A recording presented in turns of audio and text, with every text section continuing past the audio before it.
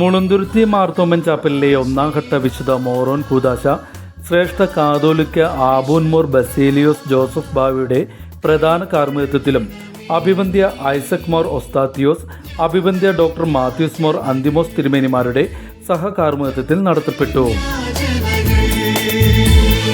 കർത്താവിൻ വയലിൽ